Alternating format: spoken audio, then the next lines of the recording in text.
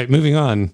Anti-Platonism, to quote you from page 355, and your article, I think, may end around 359, so we're not too far away from the end.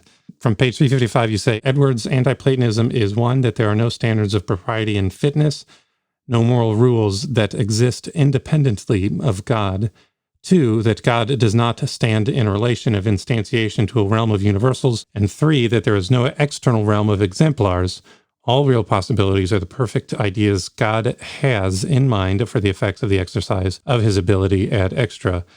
And then after quoting Edwards on pages 355 to 356, you state that, quote, this is how the first anti-Platonist position is entailed by his argumentation, end quote.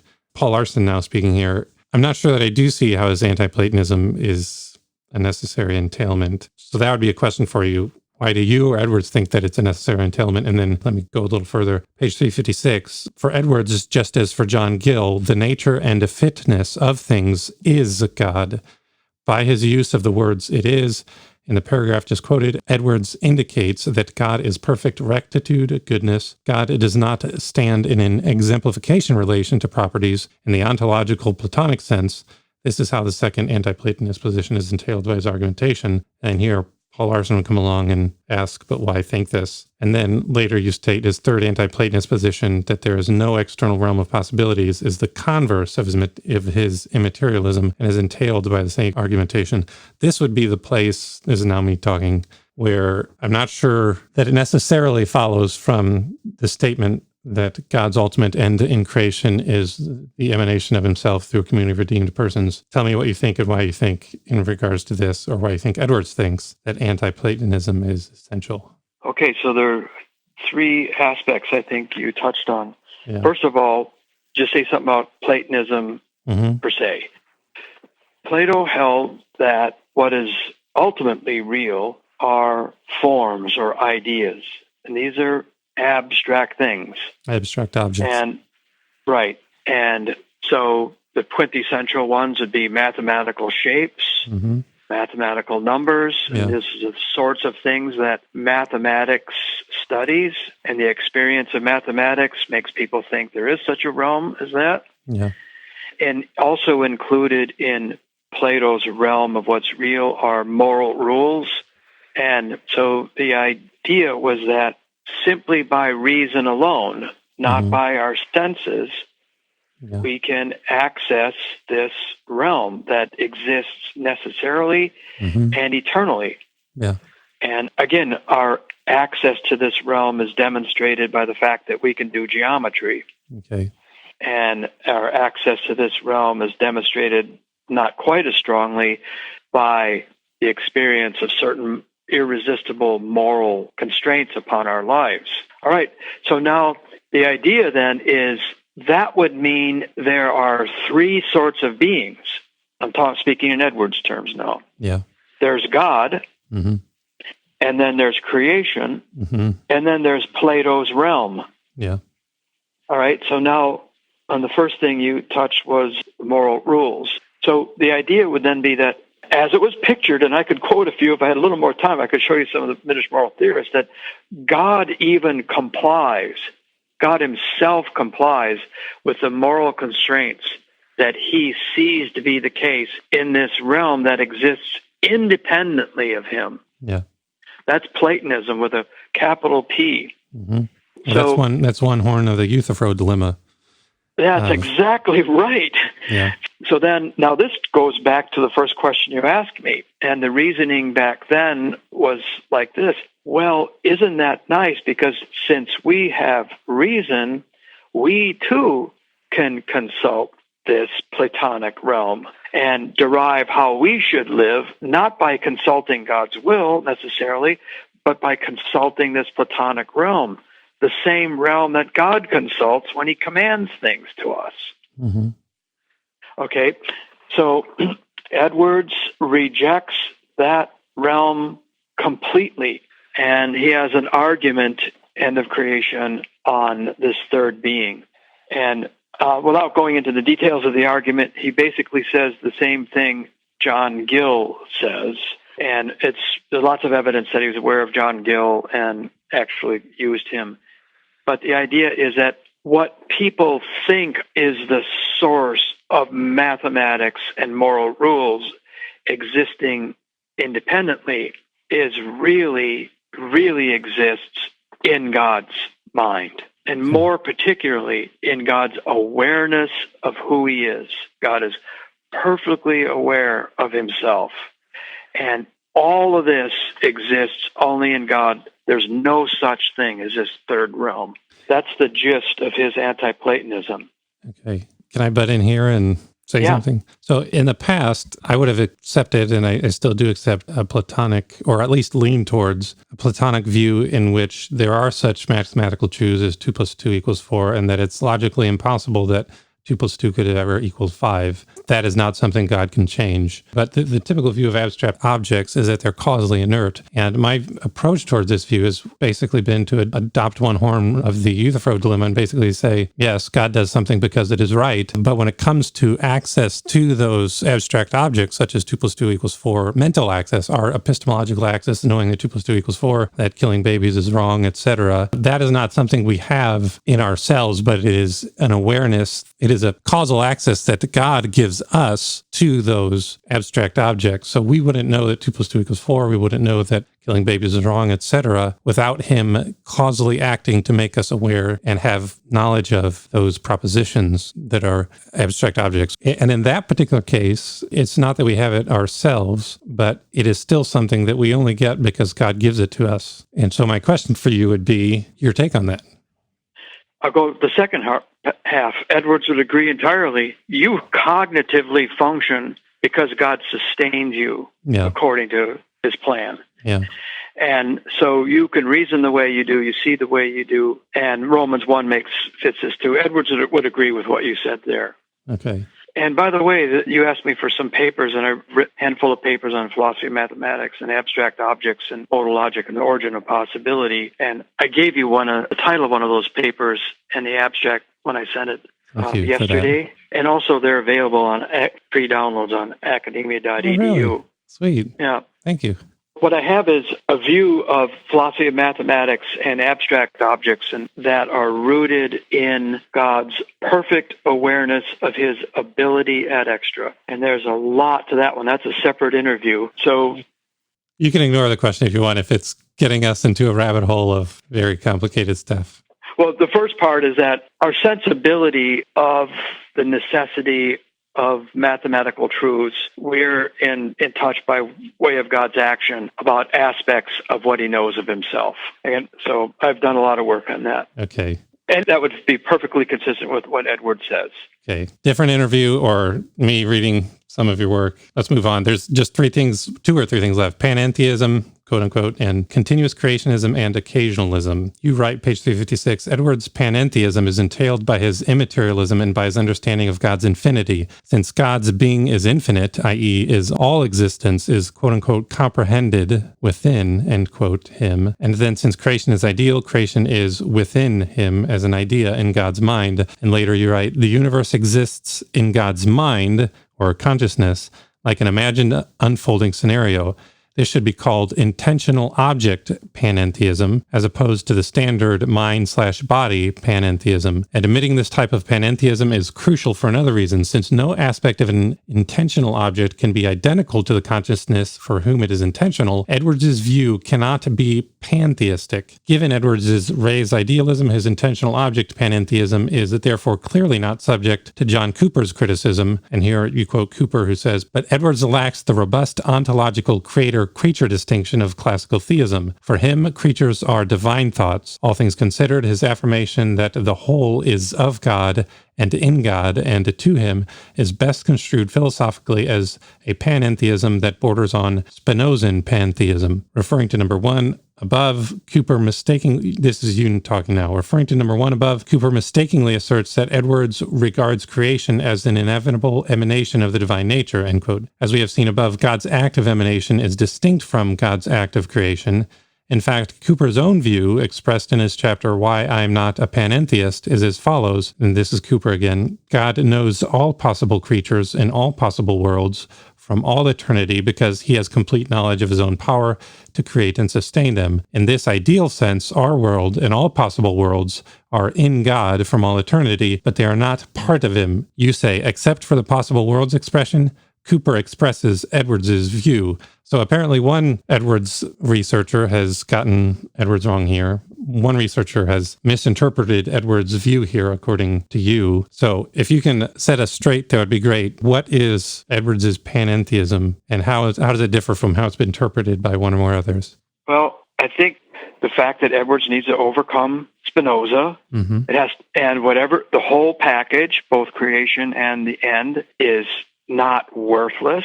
God values it. It is valuable before creation, and then that makes his idealism necessary, that it's only the will of God. That's what makes it ideal. Yeah. So then creation itself then is it's like an idea in God's mind. Okay. And then Edwards would say, well, then for this reason, it exists within God. That makes it broadly panentheistic. Another argument that Edwards has is that it isn't as though God exists and then the world exists literally or ontologically outside of God, because then there'd have to be this other thing within which both existed, which would be bigger than either one of them. Okay. So God's infinity requires that creation exists within God. Oh, but how is it that then it isn't part of the essence of God? Well, here's why. If you think of a scenario where you're in it, let's say right now you are landing in Alaska, and now you're on some wonderful, beautiful lake and you're catching a salmon. I mean, right now you're imagining that in your mind's eye. That idea is, in one sense, within you. Yeah. And in another sense, you are in it because you're catching the fish. Yeah. But the you that is in the scenario can't be identical to the you that's imagining the same scenario. So that little phrase you read at the bottom, no aspect of an intentional object can be identical, constitutionally identical to the consciousness for whom it is intentional. So therefore, Edwards' view of pantheism just cannot be pantheistic. Okay. Well, then Cooper makes two mistakes that we just discussed when he says it's an inevitable emanation. Creation is not an emanation. It can't be. You'd have to totally ride roughshod over what Edwards says to think that. What's emanated is the Holy Spirit. Okay. And it's not inevitable. God's freedom is inscrutable. Yeah.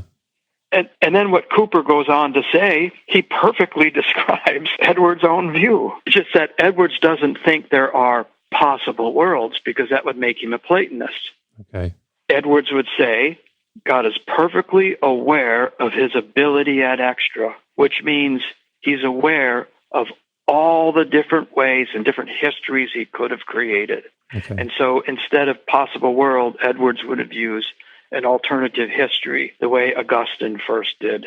Thank you. We're on to the last one, Continuous Creationism and Occasionalism. And here I'll read two things from your article and then get your perspective, and then we can finish this interview off. And I think you've been quite a trooper, Dr. Schultz. Okay. Over. No, I'm enjoying this. It's helping me. Okay, great. All right. Page 357, you say, though neither continuous creationism nor occasionalism is mentioned in End of Creation, both are logical consequences of his argumentation. Edwards assumes that creation is ex nihilo, which according to Edwards means that a being receives its existence and all that belongs to its being out of nothing. And this implies the most perfect, absolute, and universal derivation and dependence, end quote. In conjunction with creation is res ideal and God is a se, these positions entail, first, that no continuant, individual, object, or substance, whatever you may want to call it, ever self-exists. These also entail that every created thing exists when, only as long as, and only because God wills it, not before, not after, not between, not from any other source. Thus, creation at the first moment of its existence was constituted by nothing more than God's existence-conferring acts of willing it to be, and at each moment of its continuing existence, the universe is never constituted by anything more than God's existence-conferring acts of willing it to be. There is no difference between the first moment of a thing's existence and any subsequent moment of its existence. Thus, Edwards' view is a version of the traditional notion of creatio continuans.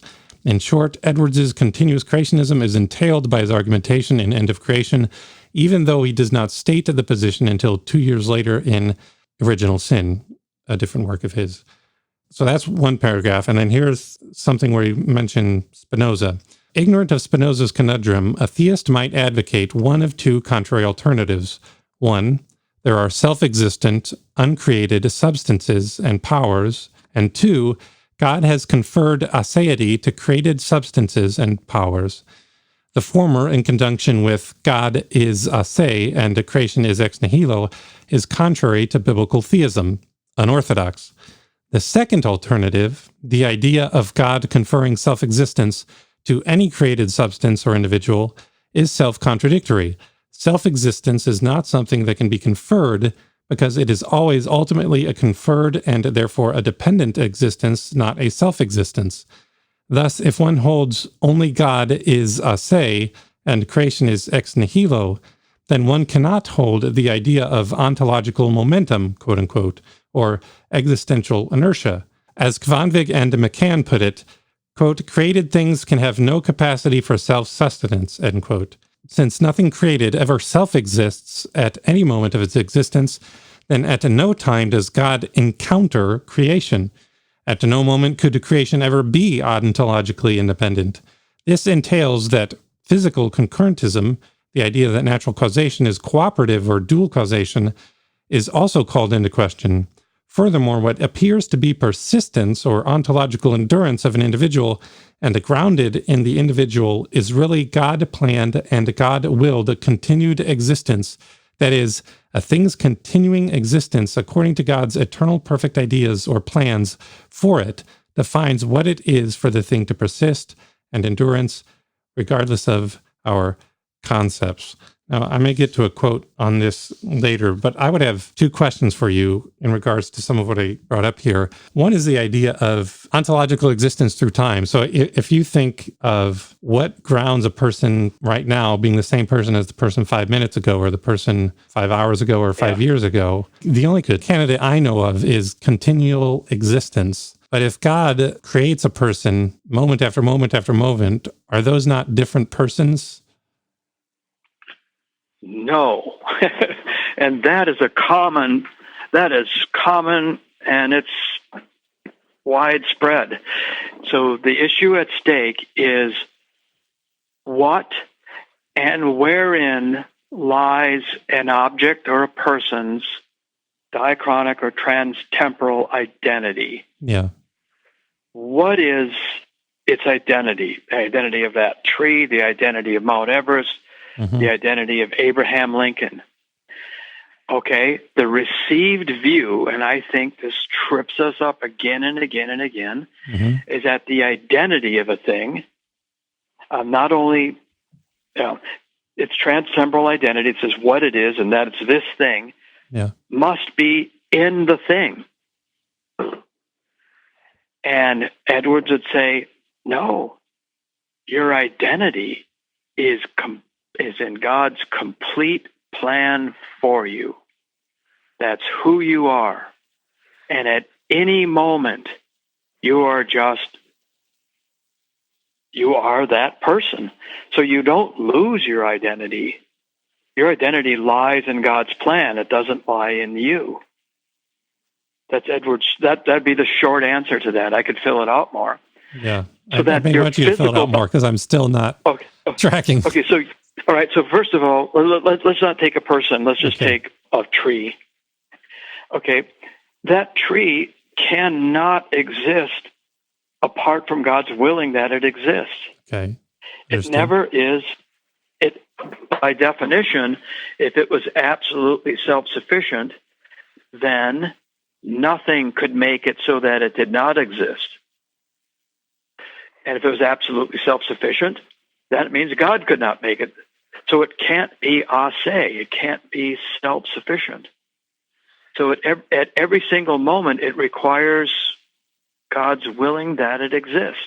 This moment, next moment, next moment. Does that necessarily follow? I say it does. Can he not grant aseity is part of his omnipotence, the power to say to an object, you're no longer ideal in respect to my mind, but even if I don't act towards you, you will continue to exist, in which case it would have aseity. I think that's self-contradictory idea. Okay. And I have two papers where I argued for that. Okay. I admit, it's very subtle, because you'd think that would be the case. But then you sort of define what it is that God was supposed to have conferred. Okay. Think about it in terms of inertia or ontology. If you define it that way, then the contradictoriness of the whole thing comes out, is evident. Okay. So a conferred self-existence is a self-contradictory concept. Okay. And keep going. So I would argue that that's what Edwards says, but what gives it more teeth is the necessity of the race idealism. And I'm basically almost saying the same thing, but it is another additional piece to it, is that an object exists because and only because God wills that it exists. Mm-hmm. Okay, so now the question is, what makes it that tree, not just a tree? What makes it that tree, that place that grew in that spot, that has that branch? Edwards would say it was God's complete plan for it. Therein lies the thing's identity, period. And then that's very consistent with, but when he who set me aside before I was born was pleased to call me by his grace. And Paul says that of himself. Mm-hmm. And another scripture says, your names are written in the Lamb's book of life before the foundation of the world. Yeah. And then Psalm 139, where the person confesses that all the days for me were written in your book ahead of time. I mean, I realize that those scriptures are not talking about philosophical identity, mm-hmm. but they fill it out with richness. That the biblical view is who we are lies in God's plan for us and in his sovereign good will in fulfilling it. And by the way, so then trans-temporal identity lying in God's plan mm-hmm. solves a number of recalcitrant problems in persistence. And it seems like you're familiar with those because you talk as though you were. Endurance, perdurance, worm theory, stage theory, and all that business. Okay. There are anomalies. Well, the anomalies arise because people want to locate trans-temporal or diachronic identity within the object. Well, if you're a naturalist, that's all you have. Yeah. But if you're a theist, just try, I would say, just consider that the thing's identity lies in God's complete plan.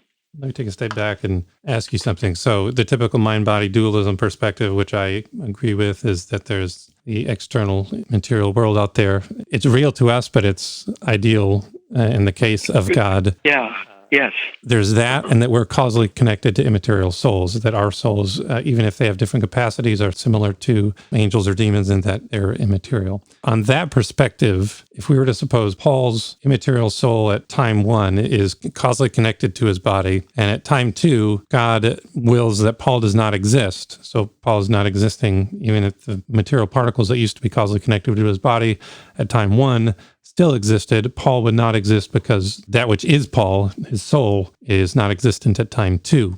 And then at time 3, God creates a being, he wills a being into existence. Now, my perspective would be that being at time 3 that is created cannot be Paul because of the break in temporal continuity. That's where I would want to see, how would you respond to that?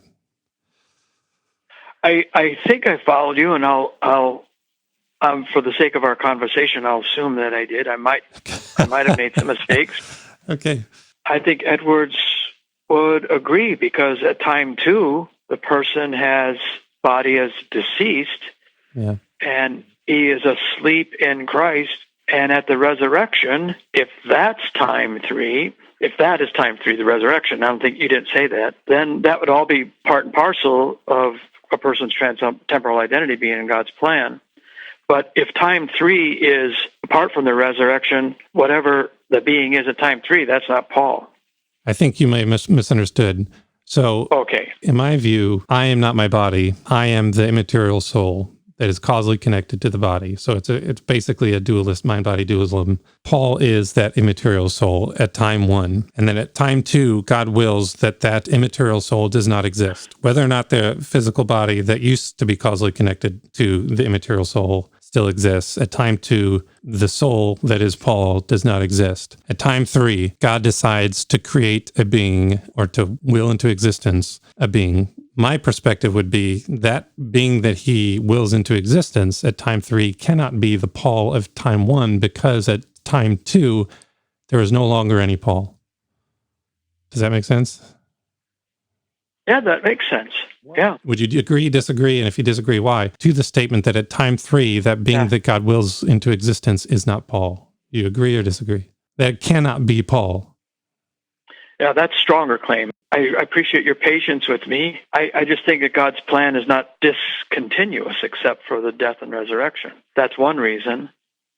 Well, even in the death and resurrection, the soul would continue to exist, in which case he continues to will that the soul exists. So it's as different than the thought experiment I'm posing right now. In your hypothesis, there is no soul anymore. Yeah, so it's a non-biblical hypothesis, because in the Bible, souls never stop existing. Yeah, I don't know. I don't know how to deal with it, Paul. So I'm sorry. I don't know how to quite respond. I'll probably be preoccupied with it the rest of the day. Okay, well, I would hope that I didn't ruin much of your day with a thought perturbing you. Not at all. It's been delightful. Well, Walter, we've made it to the end of much of your material, and this is in regards to running time of our interview. It's been over 2 hours. You have been champ, and I thank you very much for giving me so much of your time. We didn't even talk about how long this would take beforehand. But, you know, Oh, go ahead. Well, take it that you're closing it off, but there's one thing. I think you skipped a question that I was really eager to address. What question? It's question 4 you sent me, and it'll probably be a short one, but it's important because it comes up quite a bit in my courses, and I think it's something your readers might also ask. Okay, go ahead. You say, okay, now you're writing to me at the beginning of your metaphysics article, you write that Jonathan Edwards' argumentation in his 1765 dissertation concerning the end for which he created the world entails a particular version of emanationism, dispositionalism, idealism, Anti-Platonism, Panentheism, Continuous Creationism, Occasionalism. This paper describes Edwards' argumentation for God's end and motive in creation and summarizes each of these 7 positions and how they logically follow. Then you write, we're going to get to some of these 7 entailments later on, but my first question is whether Edwards' account, if it does succeed in avoiding Spinoza's divine aseity, divine action conundrum, would you still do so if any of these positions turned out to be false? Yeah. If someone could show that one of these things were not true, or if someone were just not convinced that the particular supposed entailment were true, do these entailments follow from Edwards' position? If it is true that one man's modus ponens is another's modus tollens, if these entailments really are entailments and someone would show that one of these positions is not true, would such a person not then be able to turn things around and argue that Edwards' account must be false? There's lots of good things in there. And what comes up, and actually I was very attuned to that as I was writing this, and I taught it, I don't know, 28-30 times, and especially when I was finishing this book, because I'm claiming that things are entailed. That means they logically follow. They're deductively valid arguments. So I think the genius of Edwards is that he based his rational argument on shared assumptions. Okay. So if what he says is deductively valid, then the entailments have to be accepted. If the entailments are denied, then the objector has to deny one of his or her own assumptions. Okay, so there's 2 things to notice here. That means they'd have to deny that God is absolutely self-sufficient, which for Edwards is rooted in the Trinity. So then I'd look for people that are starting to call into question the doctrine of the Trinity, or they'd have to deny that God has an end, or have to deny that creation is ex nihilo. And over the years, I started collecting pieces of theology where people were doing just that. Oh, really? Yeah. Denying one of those things? Yeah. Okay. Well, but then the other one that I'm really sensitive to is that, well, maybe I just made a mistake. Maybe they don't really entail that. Okay. So if someone found something or had a positive argument that it was false, yeah, then that might involve a mistake on my part. Mm. So my answer to that is, over the last couple decades, I've tried to be extremely careful and trace the entailments. Yeah. And actually in the book, there's a lot of formal logic for that. Okay. But I think the interesting thing for you and I and your listeners, and for Christendom at large, is that we're starting to see traditional biblical doctrines called into question. Mm. I mean, that's not widespread, but I've seen it.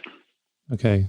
I love much of what you have in your material, and I love much of what Edwards argues, but for me, he embraces the one horn of the Euthyphro dilemma and thinks that God does things because they're right, and who thinks that we only have access to those abstract objects because God grants the access. I would wonder or ask if that anti-Platonism really is a necessary feature. I agree with a ton of what you've written in regards to God's ultimate end in creation. Am I really being inconsistent somewhere and not accepting the anti-Platonism, or is the anti-Platonism not actually a necessary entailment of a more limited view that affirms much of the same thing, that God's original ultimate end in creation was the supreme regard for himself manifested in a community of redeemed persons who have the Spirit indwelling in them and who, through that indwelling, delight in who he is and share in that intra-Trinitarian love, joy, and happiness? There is a section, in section 2, Edwards discusses something that's not exactly the same as to say God does what is right, but it is in the same species of thing. The argument has to do with a possible objection. The objection goes something like this. Well, if God's end in creation manifests supreme regard for himself, that makes God selfish in a morally unacceptable way. Piper repeatedly has raised that type of objection to his view, and Piper really bases a lot of what he does on Edwards, but go on with what you're saying. Yeah. So I think Edwards' answer is a satisfying answer. His third being argument is satisfying. Okay, let me just try this. The issue at stake was, back then, one of the Platonic rules was the following: value things in proportion to their value. That was a moral rule. Of course, then it would be a cognitive rule too, but primarily it was a moral rule. And so a number of people thought that Edwards was advocating that as a Platonic rule, that Edwards was saying God encountered that rule. And then in obedience to that rule, he sees that he is the most valuable thing, and therefore he values himself in proportion to his value. Therefore, he's not selfish because he's complying with an external moral rule. That's one of the arguments that Edwards argues against. Okay. Is that just as one man's modus ponens is another man's modus tollens, one man's normative argument can be another man's descriptive argument. So, for instance, let's say there's this moral rule: you shall love dark chocolate. I say, okay. But there's a good argument that says, oh, that's not normative for me. That's just descriptive of me. Okay. And then Edwards argues that of God, that valuing things in proportion to their value is not normative for God. I mean, it isn't something that constrains. That just describes what God is in himself as God. So that would be the problem or the issue that's raised with God and moral norms. Yeah. Edwards would address descriptively. Would it be a possibility to just say, if that is the case, could it be true that that just isn't a true moral norm that imposes some obligation on him that he therefore follows? Could it be possible that that's not a moral obligation that he has to follow, but it's still a moral obligation that a person who is a created creature doesn't kill babies? If I follow you, I think that's right. Okay. But Edwards would say of God that God has no moral obligations other than the ones he freely creates for himself when he makes promises. But that he is good in a complex sense. I think I may need to read much more of Edwards than I have. I'm an ignorant man, Walter. Oh, you know what? What? I am too. Okay. There's so much of Edwards I haven't read. Okay. I'm serious. That's a problem of us having such short lives. Yeah. Lots to look forward to. Quick question before we do close. So now getting us back to the end. This is not really going to Edwards. This is going to Walter Schultz to the world. If you suppose you had 60 seconds or 2 minutes to tell the world one thing, and then you head off to glory, and the world knew you were heading off to glory, what would you tell the world? Enter into this prayer. Nevertheless, I am continually with you. You hold my right hand, you guide me with your counsel, and afterwards you will receive me to glory. Whom have I in heaven with you? And there's nothing on earth I desire besides you. You show me the path of life. In your presence there's fullness of joy. At your right hand, pleasure forevermore. That's what I would say. Amen. All right. Thank you, Walter. You're welcome. It's been a delight for me, Paul. Oh, it's been a pleasure for me too. All right, Walter, thanks for all your time. It was a pleasure, and I would hope that the rest of your day goes well. And same to you. Thank you, Paul.